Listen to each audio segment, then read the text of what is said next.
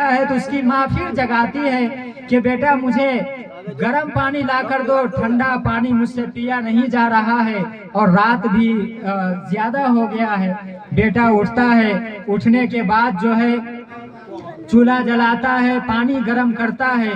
पानी गर्म करने के बाद फिर लाकर माँ को पानी पहुँचाता है।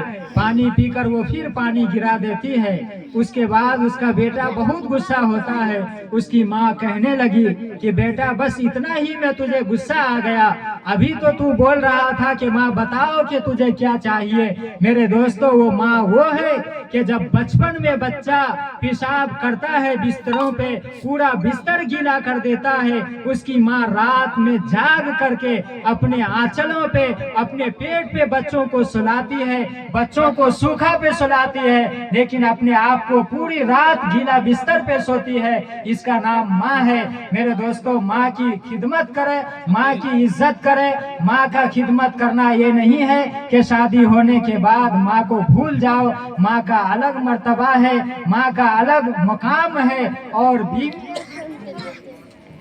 बीवी का अलग हक है, हुकूक है।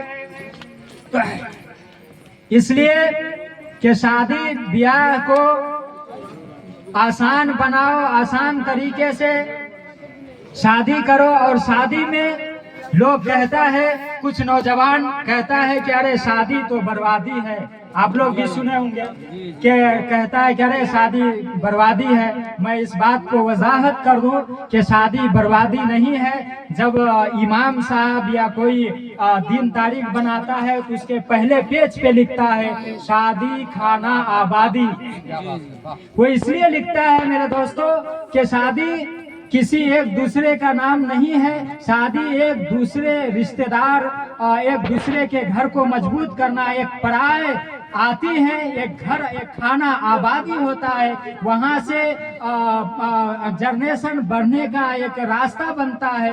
और ये बहुत ही नाजुक और बहुत ही सेंसिटिव मामला है, इसको समझना बहुत ही ज्यादा जरूरी है। लोग ये कह देते हैं कि शादी बर्बादी है, इसलिए होता है कि शादी जिस दिन से हम लोग शुरुआत करते हैं कि आज मिलाद है, कल बारात है, परसों वलीमा है, इस तरीके से शादी का जो सिलसिला शुरू होता है, तो हम लोग करते क्या है कि उसमें के तमाम खुराफात जो है, जो नहीं होना चाहिए, वो तमाम चीज शादी की पहली दिन से, जिस तरीके से आज प्रोग्राम हो रहा है, मिलाद होने के बाद यहाँ पे नातिया कलाम हुआ, कुरान मुकद्दस की तिलावतें हुई, हदीस पाक पढ़ा जा रहा है, आपको हदीस और कुरान के जरिए समझाया जा रहा है। उसके बाद जो है तमाम खुराफातें, तमाम अश्लील चीजें शुरू हो जाएगा।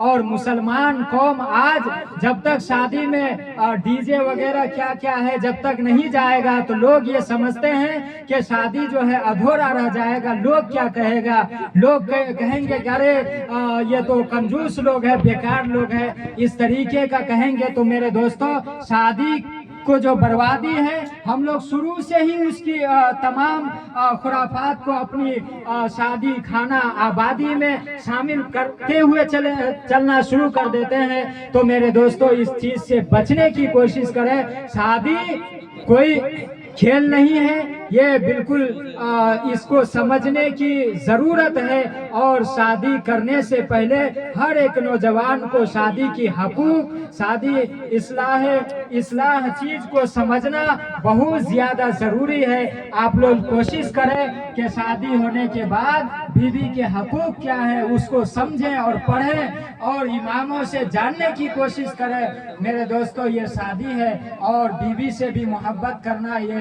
कुरान हदीस बताता है। ऐसी बात नहीं है। मोहब्बत ये तो इस्लाम ने सिखाया, नहीं तो किसी को पता नहीं था कि मोहब्बत होता क्या है।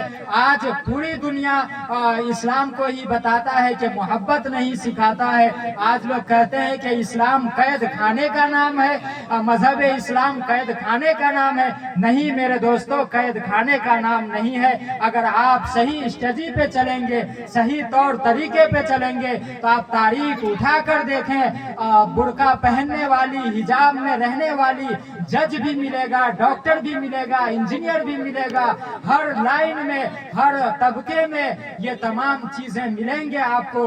आप पढ़ना शुरू करें, इस्लाम को समझना शुरू करें। मेरे दोस्तों, ज्यादा देर ना ले जाते हुए बात को खत्म कर रहा हूँ, इसलिए कि खाना पीना भी आप लोग को है, ठंडी का मौसम है।